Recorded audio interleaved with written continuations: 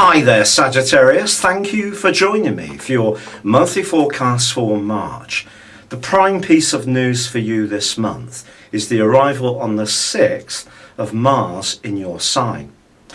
Whilst he's been making his way through your 12th solar house since the 4th of January this year, it's probably stirred up quite a lot of difficult energies.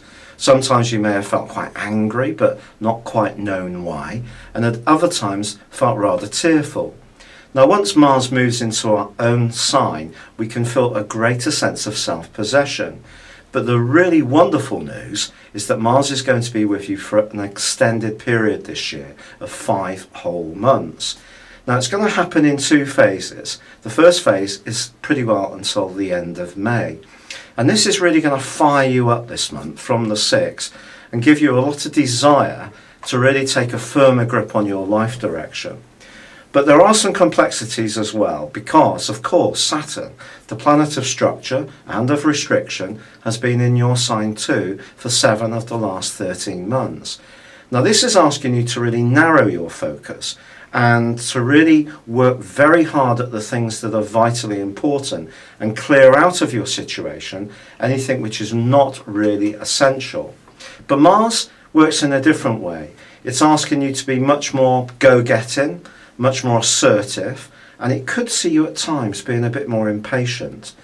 And the key with all of this is that the Sun, followed by Mercury on the 5th, is gathered in a very tender, emotional part of your horoscope.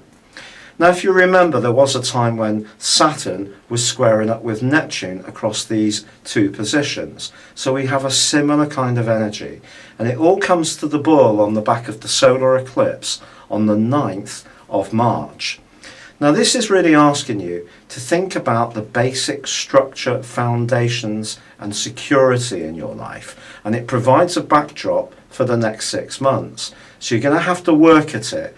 The solar eclipse gives you an opportunity to do better in these areas, but it is squaring up with the restrictive energies of Saturn. Now, it is also squaring up with your ruler Jupiter too. In fact, Saturn and Jupiter are in a square all of this month.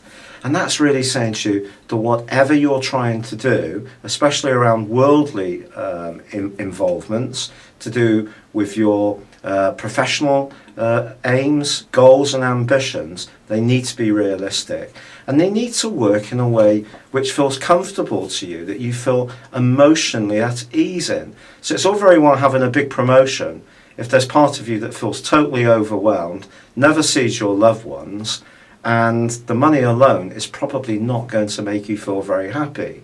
Yet Mars is there almost pushing you to be more dynamic. So that's setting up a real contra flow of energy. And also on the 11th to the 12th, we've got a conjunction between Mercury and Neptune, which can make your emotional thinking very confused. And if you are trying to work something out with someone close, whether you're going to have an addition to the family, whether you're going to downsize, buy a new property, move into a new rented flat, whatever you're thinking of doing in a close emotional context, it's going to affect other people too. But the key with this solar eclipse is that it doesn't work in isolation. It's working along with the lunar eclipse in the sign of Libra, which is on the 23rd of the month. And I think the question you're going to need to ask yourself, especially for a gregarious person that you often are, is how you can balance your social interests and friends with the basic foundations of your existence over this next half year. Too much time with friends, you're likely to be very unpopular with a partner or family members.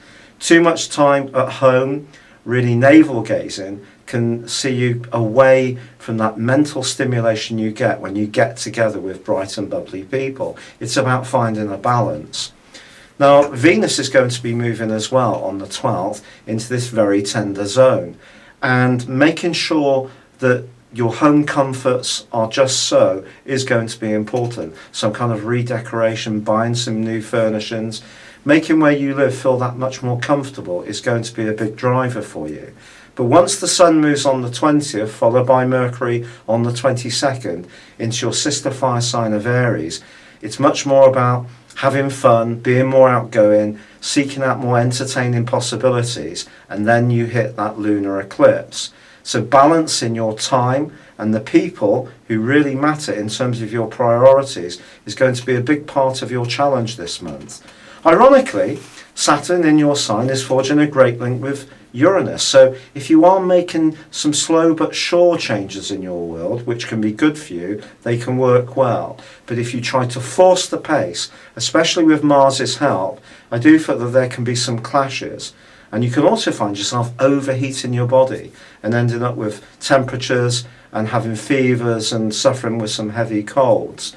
So being more strategic, understanding your emotional needs, talking about your feelings, balancing home and social considerations is a big part of this month. But as it comes to a close, if you're footloose and fancy free, one conversation you have in the last few days of the month could be significant. But with Saturn going into a retrograde on the 26th, you must not overburden yourself with too many interests. Keep it simple and things will be better for you. It's been a real pleasure being with you. Thank you for joining me. Good luck and goodbye for now.